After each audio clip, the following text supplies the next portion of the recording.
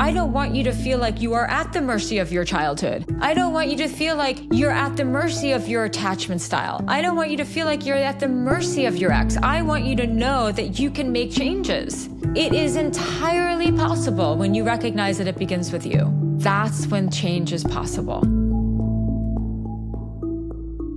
From To Be Magnetic, this is the Expanded Podcast with your host, Lacey Phillips. And your host, Jessica Gill.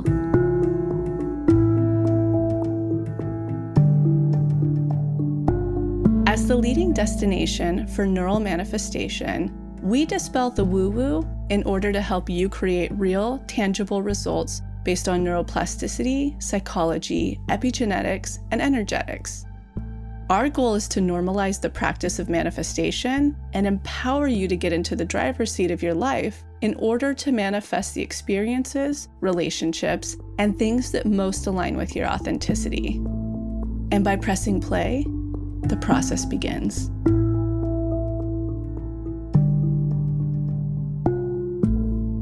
Welcome back, everyone, to another episode of Expanded. Jessica here. I am really excited for this episode today. It is all about relationships, whether you are manifesting a relationship, you are in a relationship, you are navigating relationships, even to friends, to family members, to other people in your life, how when you take inventory of yourself and what stories you're bringing to the table, that can impact your relationships. I know a lot of us are navigating the money challenge. I know I'm going through it multiple times this summer, utilizing the DIs, and love and money are so interconnected. Where we're settling in one, we're often settling in the other. The limiting narrative that we might be projecting in one, we likely are projecting in the other. It's not to say that you can't have a great relationship and money troubles, or you can't be amazing at money and not have a good relationship. It's just that there may be a core dynamic that's asking to be looked at that's playing out in both. I know for me, the biggest theme that I took through this money challenge was control, working with my controller part that felt that I needed to do everything to feel safe, and how when I release into a bit more ease and let things go and kind of talk with that controller part, more abundance comes. And I see that play out in my relationships. The places where I try to micromanage our travel plans or our vacation plans, or things around the home, things that I get really wound up about, right? How can I just say, okay, what's important for me to do? And what are things that really just aren't that important that I think I need to have control over? I think I need to have a certain expectation to go a certain way. Can I be in a bit more flow with it? And that actually helps my relationship in many ways. Not to say my relationship is blocked in that case, but it definitely does help. And it does flood over from that career portion into the loved one. So today we have on Jillian Turecki. I have been following her for so long. She's a New York Times bestselling author. She's a relationship expert, podcaster. She really has mastered coaching and helping people navigate really challenging relationships dynamics because she has navigated them for herself. And in her recent book that we talk about today, It Begins With You, 9 Hard Truths in Love That Will Change Your Life, it really is understanding what are those dynamics playing out. We know that there's inner child patterning, there's parts work patterning, all these things come out in relationships. Relationships are such a portal into transformation in so many ways, but how can we look at our side of the street and more so than even our side of the street, our lens at which we're looking at the relationships in our life, and which ones are aligning, which ones are not aligning, all of those things. So if you are deep in the money challenge, or if you're just manifesting love or want to learn about relationships, this is going to be a great episode for you guys. Enjoy.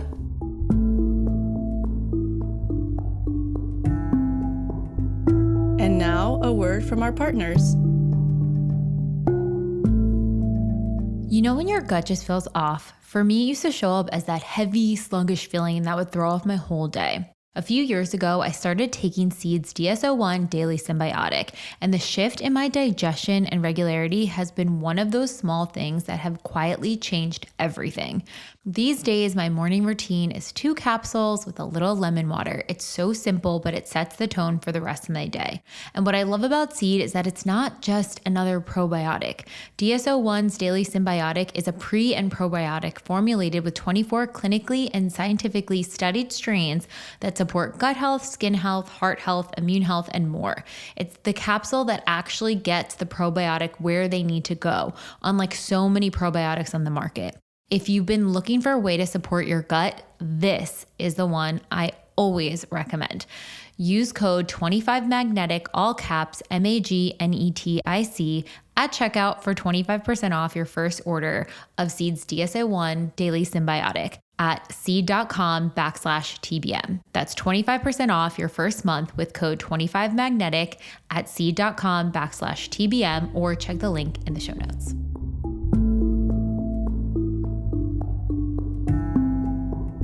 All right, on to the episode. I am so excited to be sitting here today with Jillian Turecki. You guys have probably heard her relationship wisdom on her Instagram or read her book or learned her teachings on relationships, but there's something about your perspective and your point of view when it comes to relationships and the accountability piece that really cuts through and I think speaks to the heart when it comes back to you, right? Like it all starts with us. It all starts with that internal relationship to self and that narrative. What has been something that you've had that moment of, oh shit, I need to take accountability for what's going on here? You know, it was like when everything fell apart with my ex-husband and I was so devastated. Initially, the internal dialogue wasn't, okay, I have to take responsibility. It was more like, because in the peak of a breakup, we tend to vacillate between blaming ourselves and blaming the other, hating the other and then hating ourselves. And it takes incredible courage to be able to say, okay, well, I am the common denominator in all my relationships. That doesn't mean that I'm the only problem or that I'm even the problem, but it does mean that we have to see how we are getting in our own way. That was a principle about life that I had learned and understood and had integrated into my system many years prior to this, which is that the world that we see is the world that we see through our lens, right? The world is what we make of it. And so, yeah, I recognized that something in me had to change, like something had to change. And it was a very humbling experience. And it was just learning that we have to be the change that we wish to see in our lives, and particularly in this context, in our love lives. And it's meant to be empowering. It's meant to be empowering, not about blame. 1,000%. I think anyone who's been in the depths of heartbreak of any kind, or even just at a loss of how do we move forward? How do we fix this? Like we're stuck in these deep patterns, these deep roots again and again. It's the same problem coming up. There's this crack that opens at some point, usually during that chapter, where it's like, well, okay, I can't keep doing this, yes, but like what else? And that's sort of where that opening comes in. Absolutely. Absolutely. And that's a very important opening. And it's a window that doesn't stay open for that long. Like you really do have to take that leap. You know, nothing changes in your life when everything is everyone else's fault. And nothing really changes in our lives when we think everything is our fault. We have to be able to see things more clearly. And the hardest thing to do, which takes time, and it definitely, the completion of this part was years for me, almost like a depersonalization, where it's not that you're a failure or we don't need to vilify the other person, whether we're in the relationship with them or not, but that human relationships, particularly romantic ones, are very complicated. They're very complex and they have a ton of nuance. We're all coming to the table with a belief system and with very specific conditioning. Change is understanding your psychology, and part of understanding your psychology is understanding these frameworks that exist. And then it's show up differently to your love life, whatever your relationship status is. And then if you are single, in addition to showing up differently, to choosing differently. One of the hangups I've heard with our community a lot, because they're doing the self-help work. They're introspective. They're learning about themselves. They want to be better and change for the better. And in that journey, they oftentimes come to a impasse where they're like, okay, I want or I need these things from my partner from a true needs meeting place. But how can they really discern whether that is a 100% need that their partner is not able to meet, or is that something that they are working on tolerating a different connection to? So I'll give a small example. I've given this one many times, but my partner has ADHD. Cleaning the home is not his forte. He doesn't love it. For me to have the home feel safe and calm and grounded, I love to have it clean. I love to have things put away. So there is one version of me that could be like, well, if he doesn't want to clean, then I'm settling if I stay with a partner who doesn't want to clean. This is my need, and I'm not going to compromise there. Instead, I can say, wait a second, this partner is giving me all the real meaningful things that I need out of a relationship: emotional intimacy, able to hear me, connection, whatever. If this is how they are wired, let's find a compromise, right? And our compromise is like, let's hire a cleaning lady. Yeah. So it's like, how do people know? And again, this is more of a surface level example, but how do people know if it's their need because of their wounding, or that they need to meet their partner in the middle? First of all, it boils down to values. Compatibility is not about having the same hobbies or interests. Compatibility are your core values aligned. So you need the clean space because you use these words, grounded and peaceful, I think it was. Was those the two words you used? Right. Mm-hmm. What does your partner, and I'm not just asking you, I'm asking this rhetorically to anyone who's listening. What does your partner bring to the relationship that gives you a sense of ease, grounding, and peace? Because what you value is not the clean home. What you value is the groundedness and the peacefulness and the ease. And the vehicle through which you meet those values and those needs is through a clean home. You happen to be living with someone who doesn't want to clean. Okay, well, you have two options. Don't live together or hire the cleaning person so that you can have that. And then it's always about weighing it out. You said, my partner gives me so much.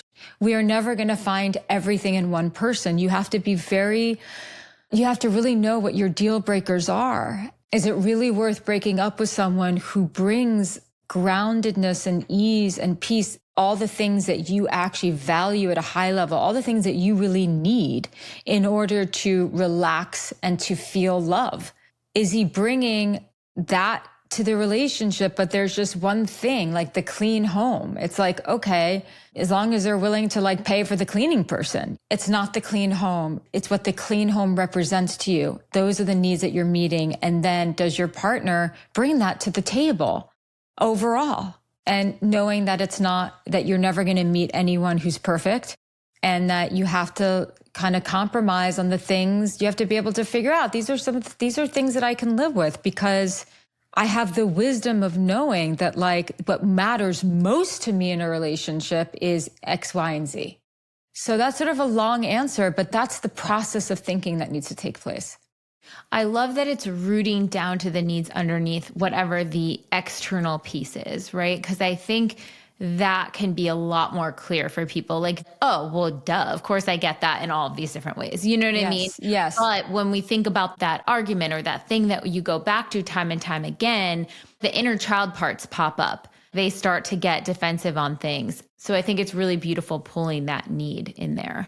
There's something that I learned a long time ago from a book. The name is escaping me and it's driving me crazy that it's escaping me. But we don't make progress when we focus on the details and the drama. So if we have a problem, let's say, because since we're using this as an example, the problem is that I like a clean home and my boyfriend doesn't want to clean, can't clean, whatever his reasons are, ADHD, whatever the hell it is. He works too hard, whatever it is, doesn't matter. It actually is irrelevant in many ways. It's not that he's lazy or doesn't care about you. He just doesn't want to do that. So we can focus on the details and the drama of it all and get really caught up in it. You refer to inner child stuff. We can get into it, or we can look at it more. We can ask better questions and say, what else does this person bring to the table that's really important to me? Like, or not what else, what does this person bring to the table? What together as a couple, what are we able to build and create? So when you're trying to figure these things out, whether it's a problem at work, whether it's a problem in your relationship, try not to get caught up in the drama and the details of the problem. Try to look at it much more macroscopically, like the CEO of a company would. You had a couple example in the book where this married couple hadn't felt connected in a long time. And the wife had a lot of judgment on the husband. He doesn't see me. He doesn't, all of this. Talk about that narrative that we might stick to when it comes to any relationship in our life. When we see ourselves as, it's almost like there's a stimulus of some sort of, okay, they chose this instead of this. And what is the meaning we make of that action, right? Like whether it's with a coworker, a friend, a romantic relationship. Talk a bit about that. So I have a chapter in my book, I believe it's Truth 2, which is titled The Mind is a Battlefield. I wrote that chapter because I wanted people to understand the nature of the mind, not your particular mind, but the mind, which our brains haven't really evolved in over like 7 million years. It's kind of crazy to think that. What sets us apart as creatures is that we have higher states of consciousness. We have the ability for empathy, compassion, spirituality.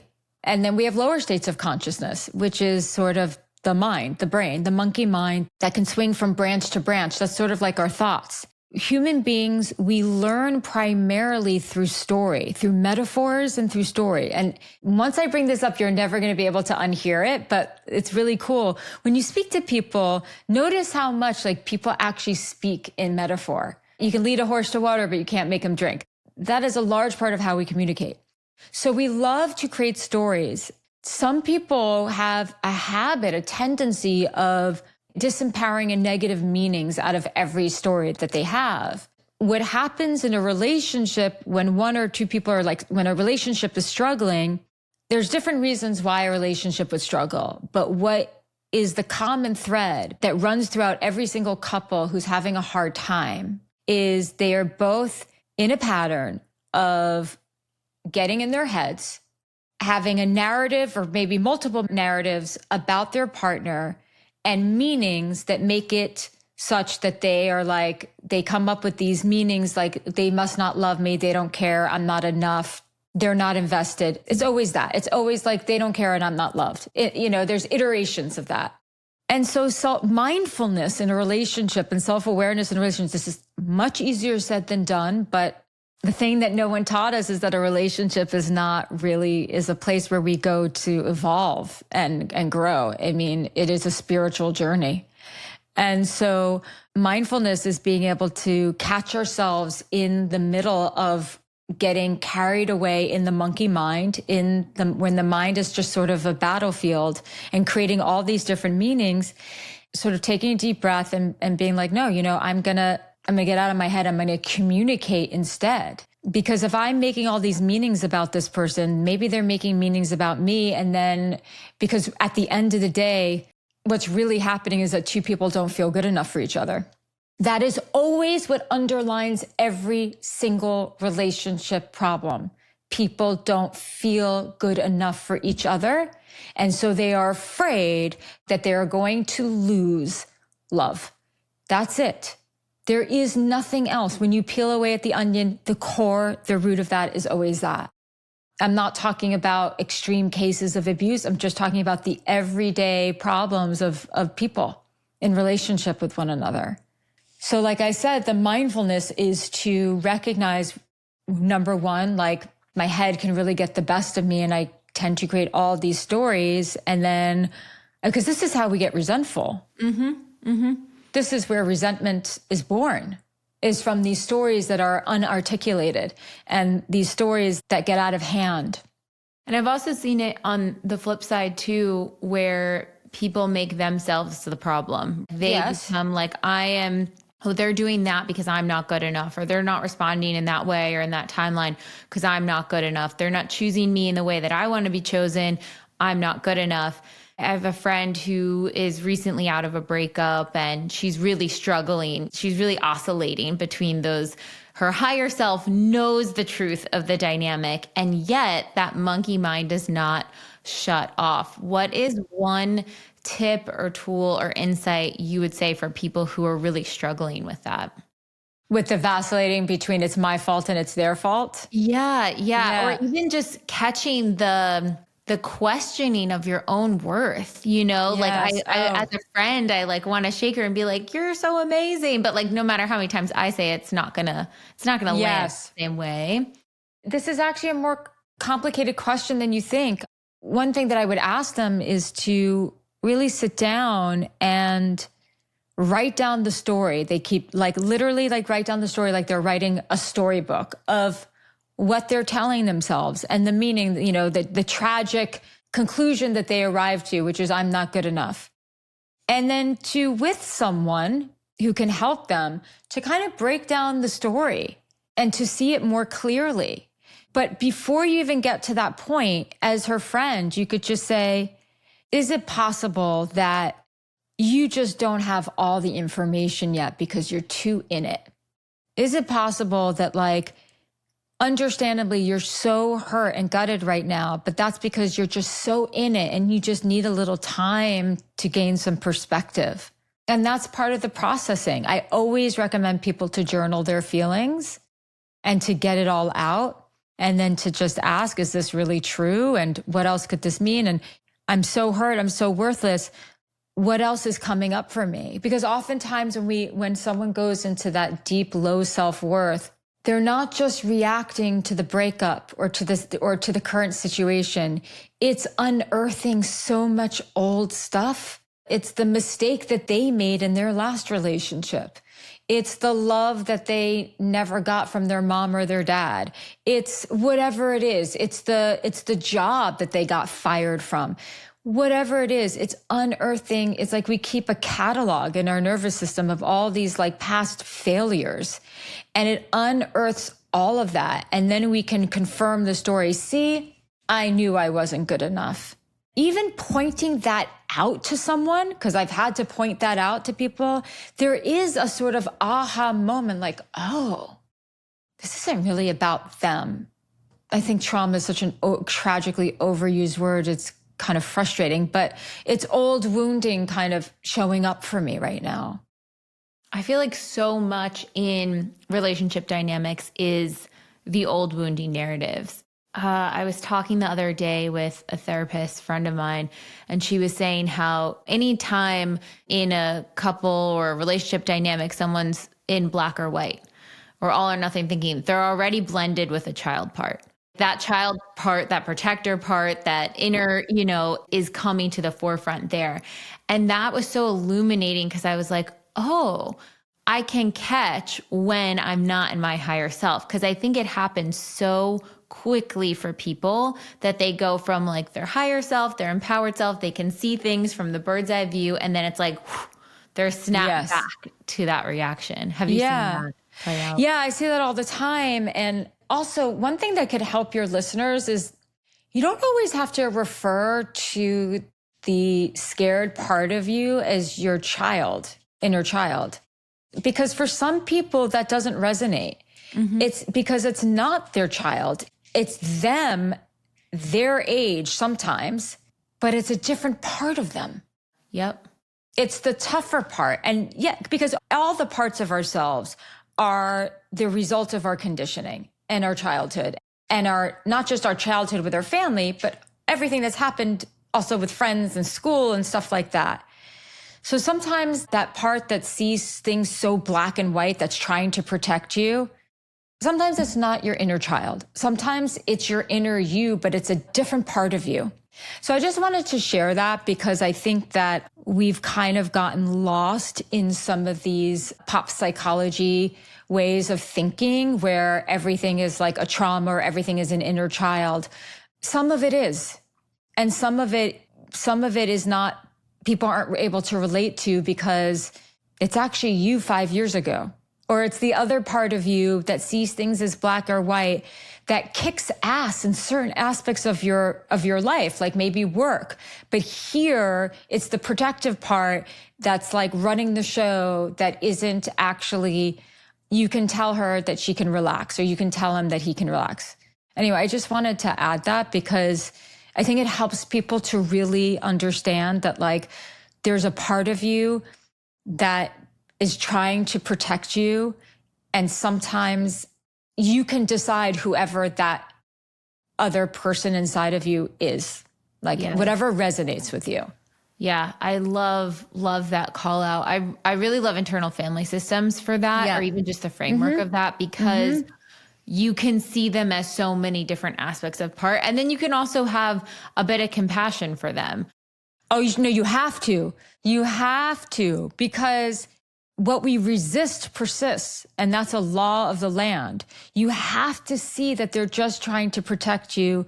And you also have to be the wiser person in the room and be like, okay, all good. I know you have my back, but I'm going to look at this differently. I can look at this differently.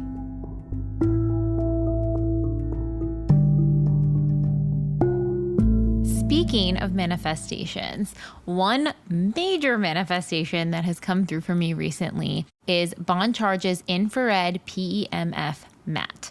Their PEMF mat, which stands for Pulse Electromagnetic Field, is a magnetic energy mat that sends energy waves to work with your body's natural magnetic field and improve your overall well-being.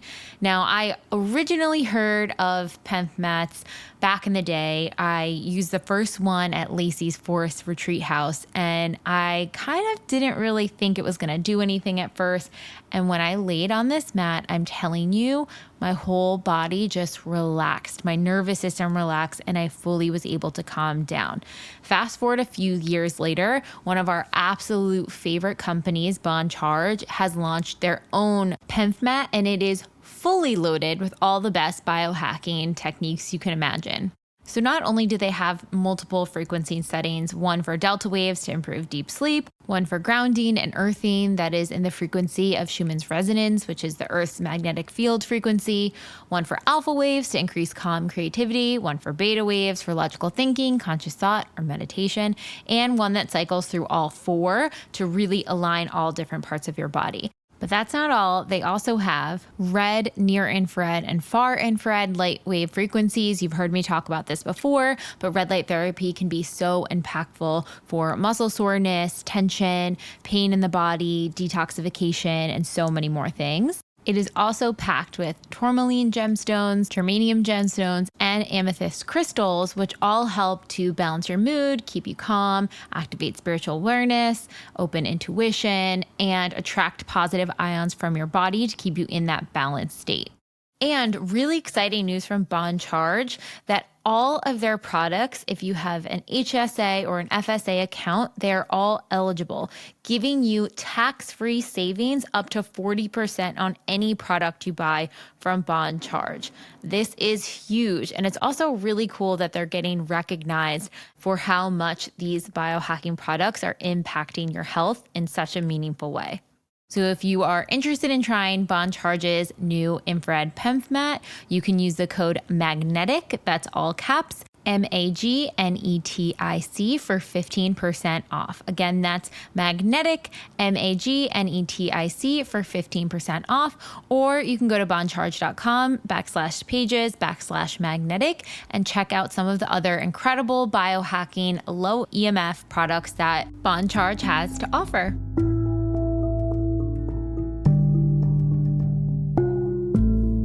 I love speaking to the beliefs aspect. I love this one quote from the book where you said, your relationship struggles are not because they all cheat, but because you keep ignoring red flags and choosing the cheater. The problem is not that all the good ones are taken. It's that you keep choosing the unavailable ones. It's not that they didn't choose you. It's that you haven't chosen yourself. It's not just that they're avoidant. Your anxiety may play a role too. I love this reframe of accountability because I think, especially thinking of all friends dating right now or on the apps or not on the apps, you can get stuck in the mantra of, oh, well, they're all like this and this is all like this. And it keeps them limited. It keeps them stuck and it keeps them oftentimes repeating a lot of the similar patterns. Yes. How can someone begin to break through if they're like, oh, okay, if I look at the list of the last 5 people I've dated and continued on even a small dating dynamic with, and I realize they're emotionally unavailable, or they all have this, or they're not able to choose me in this way, how can they start looking for those red flags? Or how can they start looking for the pattern that they're recreating? So you said a really wise thing about like repeating this mantra, and mantras, the purpose of a mantra is to sort of hypnotize us in a way into some sort of belief and sort of transform us spiritually. And so when we're repeating something over and over again, it becomes reality for us. And so, yes, we're supposed to be identifying patterns. Take out a pen and paper, write down the names of all the crappy past relationships or all the relationships where there's a lot of pain. Map out what are the things, the issues that you had in each relationship that were similar. How did you feel in each relationship that was similar? What did each of these people who you dated have in common? How were you the same or different in each one of these relationships? And why do you think that is? And then you'll start to see that there's a pattern. It's not that they're all identical, but there's sort of like common themes throughout. You talk about this too, and I think this is really helpful for people where you're looking for that corrective experience that you maybe didn't have in childhood in relationships, right? So whatever parent you may have had a more disconnected connection of love, feeling that unconditional love from. I mean, it could work for both parents, obviously, but I've seen it play out where the parent is like the more... Usually, even if we have great relationship with our parents, usually there's one parent with whom we don't feel as connected to, or we didn't feel at some point in our childhood as connected to or as close to. So in that playing out, even speaking from your experience, you're like, I've had healthy relationships. Yes. I've had unhealthy relationships. Yes. How in that corrective experience are you calling in those different dynamics? That's where people are like, no, I have healthy relationships because I had one. This one was just problematic. It's their fault. Versus how can they see it as like, okay, well, what was going on in that relationship? Okay, that was healthy in these ways, but these ways we didn't align. Like, how can they start to see that? Or how have you seen that play out for yourself? I'll give an example from my childhood. So in my relationship with my father wound up cheating, having an affair, parents got divorced. And I wound up dating someone who was a cheater and emotionally avoidant, wouldn't take accountability in a similar way.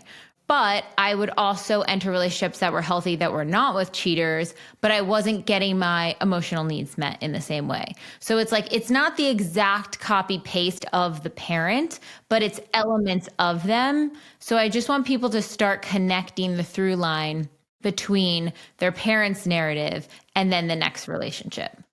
So first off, it's important to recognize, like, I think we should just put out on the table that relationships not working out is part of the human experience. And it doesn't always warrant a deep dive into psychoanalyzing our relationship with our parents. What does require it is when we're repeating patterns that leave us feeling very, very hurt. But a relationship, if you're in a relationship and let's just say it's not toxic, it's not a trauma bond, it's not something that's reminiscent of trying to get the love that you never got from mom or dad, but it just didn't work out. You just didn't really get all your needs met. I mean, relationships don't work out because core needs are not being met, right?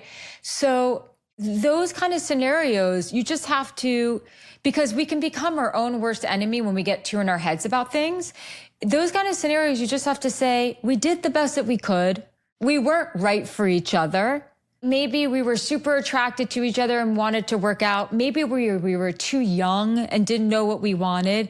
Maybe I just didn't know what I wanted. And this relationship was the most perfect lesson that I needed to learn to understand more of what actually would make me feel more complete in a relationship. So we have those scenarios. You're just like, it's a lesson. And I think the ones where because not every ending to a relationship is created equal. Some really tear us apart and others are just like, okay, this just didn't work. What do I have to learn from it? Every relationship is trying to teach us something. Some relationships are so intense that they're really I believe that they're deeper meaning. The meaning behind that relationship is to evolve us. And that's when you have to say, okay, in what way does this mimic my experience in childhood? You know, it's like my relationship with my ex-husband. He didn't look like my father at all. He had a wildly different personality. I mean, their personalities could not have been more different. Their vibe, I mean, they were just totally different. But yet my ex-husband had some mood disorder issues. And he would shut down, he would pull away. And then the feeling in my body with him, which started to get worse and worse as our relationship continued, was the same feeling that I would have around my father. And so then I recognized that what I was in a familiar dynamic that I experienced as a child that was deeply painful and traumatic for me. And that's different than just being in a relationship with someone where it doesn't work out and you realize, yeah, this is not the right person for me. I think that is so key. And I love the way you explain that connection between the two, because it's really that somatic relationship and feeling you feel around this person as it connects to that. Because I think where people get cross is they're like, my partner looks nothing like this parent. They do nothing like this. They're like, no, that's not the story here. But it's that real feeling and intensity that you feel around this that is mirroring that. Yes. It's something that they do relationally that maybe echoes and mirrors exactly what your parent did. In psychological theories and groups, they think, well, I'm in this trying to be good enough because I'm trying to rewrite the story of my childhood. Sure, maybe. I think that's part of it, for sure. Also, what's really important for people to understand is if we were just to widen the lens a lot or a little bit, that the way that our childhood shows up in our adult romantic relationships isn't always necessarily, well, I married my father, I married my mom, I married my father. Sometimes it's, I was abandoned. Me and my dad and my siblings, we were abandoned by mom when we were young. She left. And then later in life, you end up marrying someone whose mother also abandoned them. There's something really traumatic and dramatic. And unconsciously, and even though the two of you are actually mismatched and not really happy in a relationship with each other, the thing that has unconsciously brought you together is the bonding over having been abandoned by the mother. And so that is really, and I guess I'm very anti-pop psychology language, but that would be sort of the real essence of a trauma bond. So you're not necessarily marrying the person who reminds you of mom or dad, but you're marrying the person with whom you share that trauma story with, and you stick together almost unconsciously, even though the relationship is, quite frankly, the wrong relationship for you. You could see why too, because it's like, oh, well, you finally feel validated or seen or understood. Understood. Yeah, it's that for many people, it's not even conscious.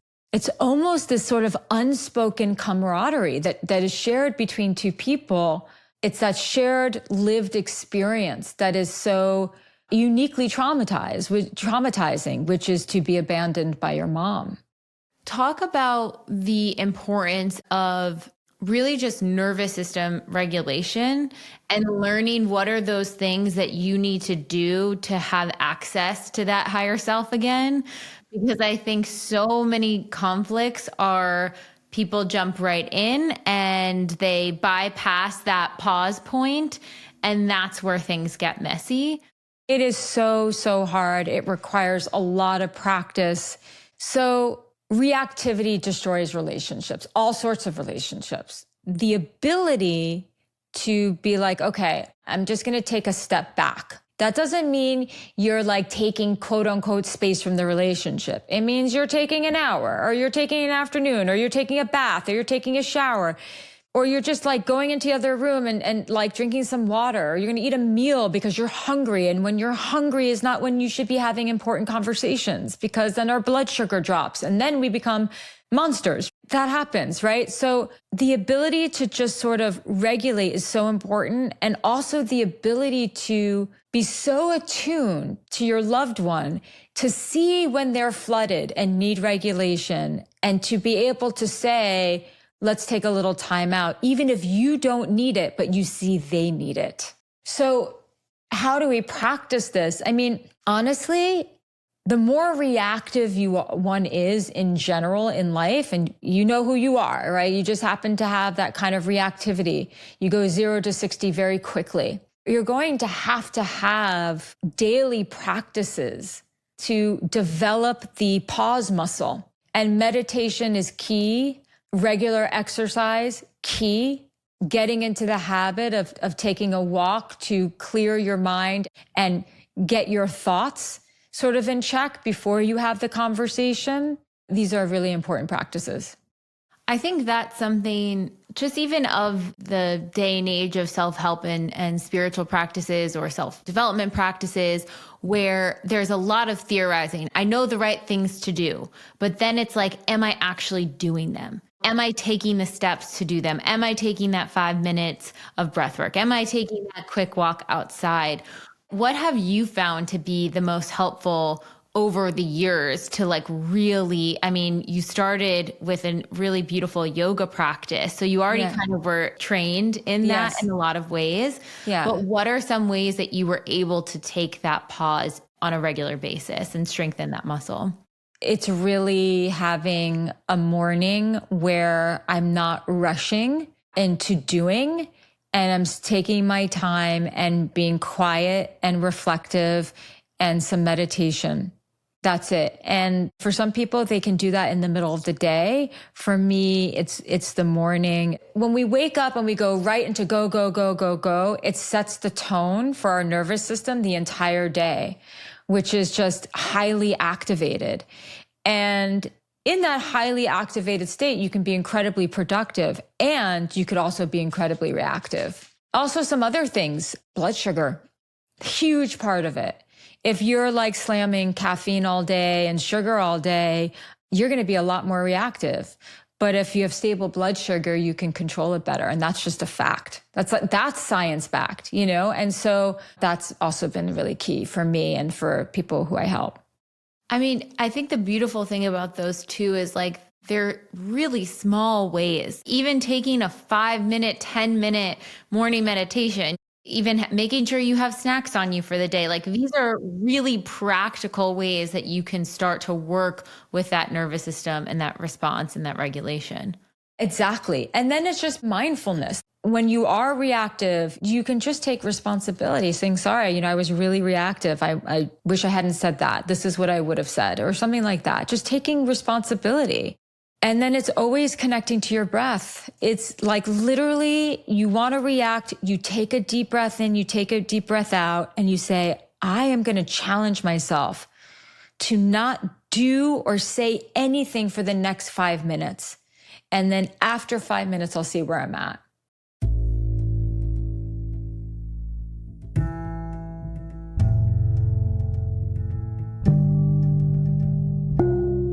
You've heard us talk about our Pathway membership, but what actually is it? It is an all-access membership where you can get every single workshop that we've ever created, all of our deep imaginings, which are our reprogramming audios, to help you manifest. You can access it on the desktop or in the TBM app on your phone directly. We, of course, have our foundational workshops, such as our How to Manifest workshop, which takes you step by step through this neural manifestation process to actually unblock, expand, and take aligned action to connect with your manifestations.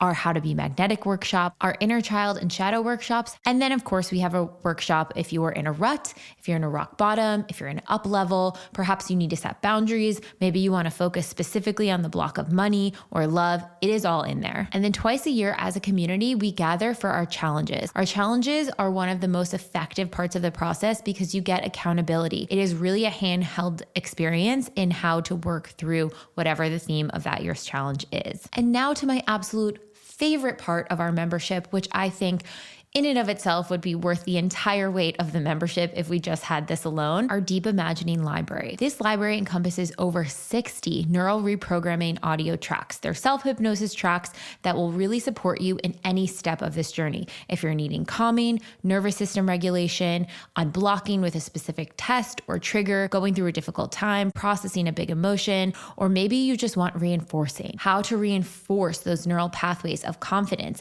abundance, self-worth, deservingness, and connection with your dream life. And not only that, if you go to the app, we just launched Deep Imagining playlists where we're grouping different themes of DIs together. So no matter what you're going through, you have something for you. And we're constantly dropping new playlists as well as brand new Deep Imaginings. And if you need more support in your process, you can go to our brand new video series, Channelings with Lacey, where she touches on the exact energetics that are going on right now in manifestation and how it may apply to your life. So obviously, I am a huge fan of this membership. The peace of mind I get from being able to have all the tools I need at my disposal, no matter where I'm at with my life, if shit's hitting the fan, if I'm feeling dysregulated, if I'm needing to come back to my center, if I'm needing to brainstorm or daydream or connect with what my vision for my future is, every single tool is in there to support me. And don't just take my word for it. We have thousands of testimonials of people who have had incredible success stories with these tools. So take the guesswork out of your manifestation process and get real tools that are going to give you real results. For podcast listeners only, you can use code EXPANDED, all caps EXPANDED, for 20% off your first month of the pathway. Join now and have your best year yet.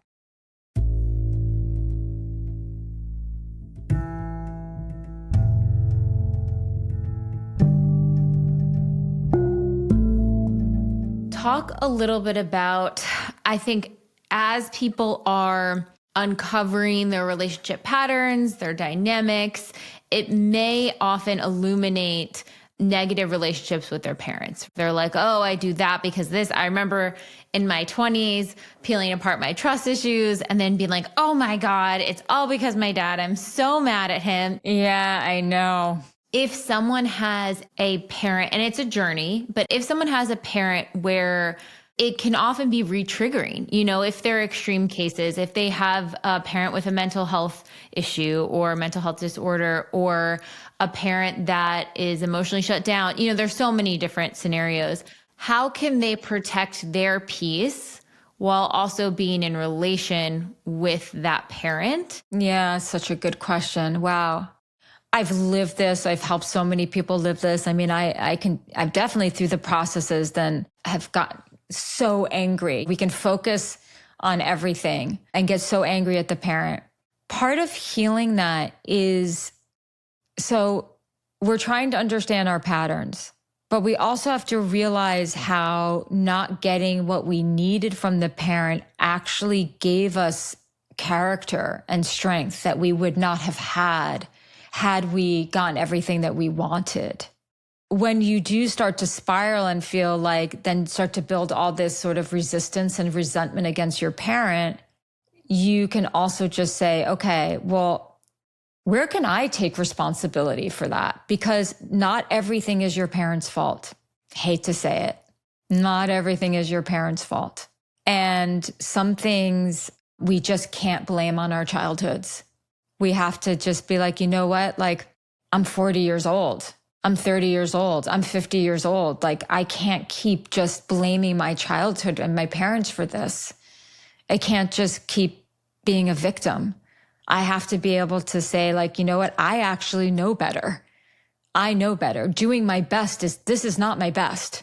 This truly is not my best. This is out of character for me.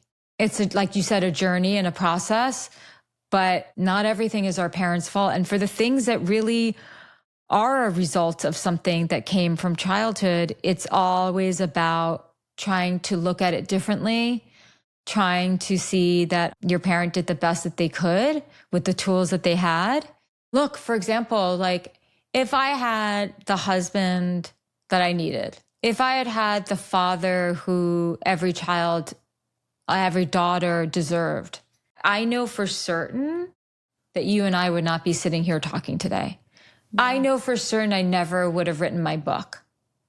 I know for certain I wouldn't be helping people at the level that I am. So I have gotten really practice at finding empowering meanings of everything. It is a process. You want to be able to like see where those patterns are, but like remember, we are not just influenced by our childhoods. We're influenced by art, movies, literature. We're influenced by the people we hang out with, our friends. We're influenced by our culture, where we live. So it's not just our childhoods. I love the reframe of that accountability piece too. It's holding the both and. It's yes, this really horrible thing may have happened to me and that was unfair and it wasn't right and all of these things. And what am I going to do about it now? Yes. Because if I keep living in that trauma story, if I keep living in that victim narrative, I'm never going to get to the life that I want. And there is hope.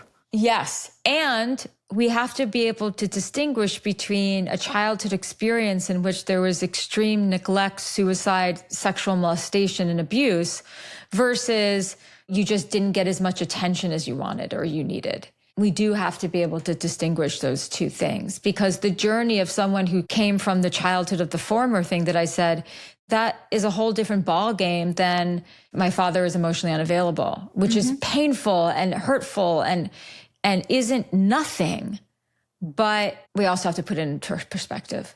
But yeah, I think it's just more about if we're running our relationships or part of our life into the ground, at some point we have to say, like, is it really mom and dad? Or is it at this point, it's me? I think even bringing back that accountability to self in a way that doesn't flood the system in shame is the trickiest part for people. It's very, very tricky. And for people who have low self-worth or perfectionism and all these things, it'd be really hard. This is why my book, I attempted to do it very delicately. This is about empowerment. I don't want you to feel like you are at the mercy of your childhood.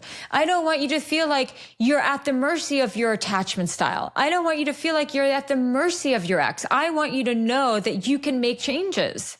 It is entirely possible when you recognize that it begins with you. Do you feel like it's another both and, but with so much awareness now, where we can say anxiously attached, avoidantly attached, we have all of these labels to add to things in relationship dynamics, which is beautiful because now we're actually putting words behind what we knew felt misaligned or off or wrong. But oftentimes we can get so limited by that box. Well, that's just my style, or that's just what I am. And almost in repeating that, we're keeping ourselves stuck. How do you feel and see that? Everything that we say after I am, we become. And so in every single spiritual and religious lineage, there is a manifestation of I am, and it's always I am God in some way. And that's why every religious and spiritual lineage has those mantras. You are not your attachment style, because the thing is, we are very addicted to identity. And so when we say I am this, the moment we say I am anything, it becomes a fixed identity. And the thing is, nothing is a fixed identity provided that your belief system includes this, unless we're talking about I am the universe, or I am God, or I'm greater consciousness. Not everyone believes that. But if your belief system includes that, that's the only thing that is fixed. Everything else is just a pattern. Literally, everything else is just a pattern. If you have been super, super toxic is not a fixed identity. addiction is not a fixed identity. I mean, I understand this is a whole other conversation because I've worked with many, many, many, many addicts, and I've been married to them, and I know what it is. But in addiction, it's a little bit trickier because you almost have to identify so you don't fool yourself into thinking that you can drink and be okay or whatever. But generally speaking, there is no fixed identity. There's only just different patterns. So when it comes to attachment style is very fluid. It is based on context, and it's definitely not who you are. And that's also like giving up. It's like, well, I have an anxious attachment style, so that's who I am. It's like, okay, really? That's how you're going to market yourself? Or like, I'm avoidant. Like, can't you just market yourself a little bit better? I mean, you can be truthful, but the truth is just like, I've struggled with this and this is what I'm working on, not I am this. Then who would want to date you then? And also, it's not true. I think it also opens the door for the healing to happen faster when you detach your identity from it. Oh yeah, because if it's a fixed identity, then you think it can't be changed. It can't evolve.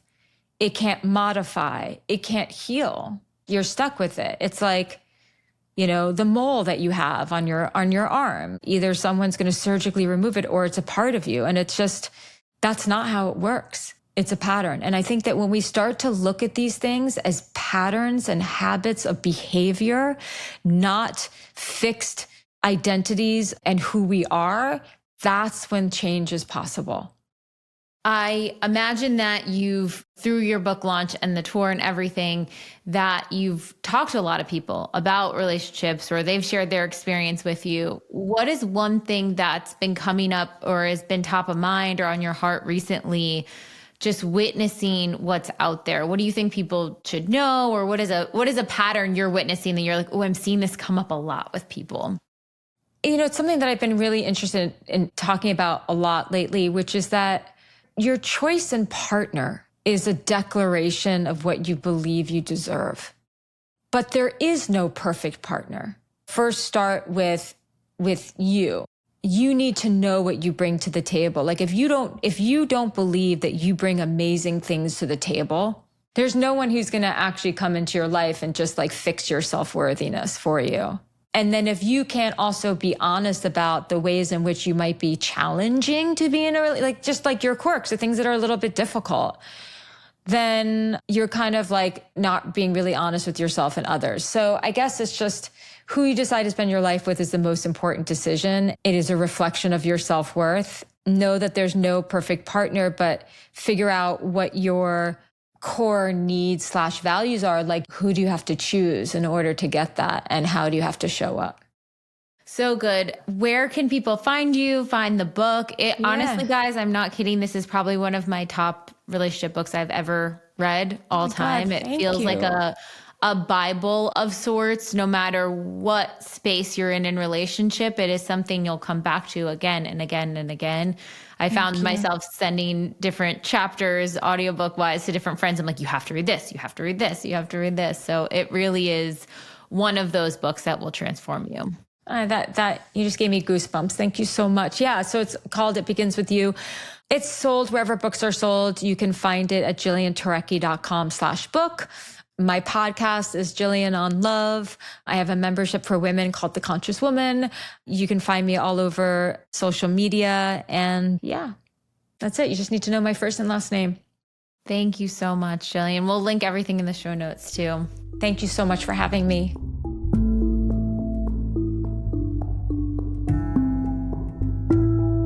I hope you guys enjoyed this episode today. I know I have a lot of food for thought on all of this. And one deep imagining that I always recommend to people, especially if you were in conflict in relationships and you're having a hard time understanding the other person's side or assuming best intention, anything like that, our conflict DI is game changer. It really walks through the steps of nonviolent communication, but also allows space for you to kind of really get your needs met, feel validated in yourself, and then say, okay, could there be a different way I could see this dynamic that maybe I'm missing?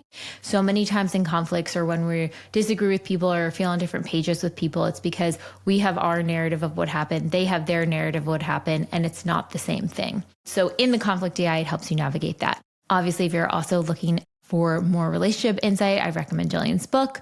It starts with you, 9 Hard Truths About Love That Will Change Your Life. So many good tips, insights, exercises, and examples in there. I learned really well from examples, and she has packed it with there. The other thing I wanted to recommend to you guys, if you are navigating the money challenge right now, DI wise, the Expanders DI. We just added it into the DI challenge playlist in the daily practice section. But if you are going through week 2 and you're like, okay, I'm looking at the 5 to 8 people in my life, I'm not really feeling expanded. You can even be looking at those 5 to 8 people through the lens of your relationship. Are they modeling the type of relationship that I want, or are they not? Are they modeling the type of wealth, abundance, and prosperity that I want, or are they not? And if you look at that and you're like, okay, maybe some are, some aren't, I need to call in some more expanders to help bridge the gap. That Expanders DI, if you're like, I don't even know where to look, like where are these people? Try out that DI. See what comes through. And then after doing that DI, you can even add a couple of details to a manifestation list. I want to find fragment expanders that expand me in these 4 categories. And whatever they are, you can write them down and just note what pops up over the next week, because I literally had an expander pop up that day after doing this little exercise. So curious what comes through for you guys. All right, we'll see you next week.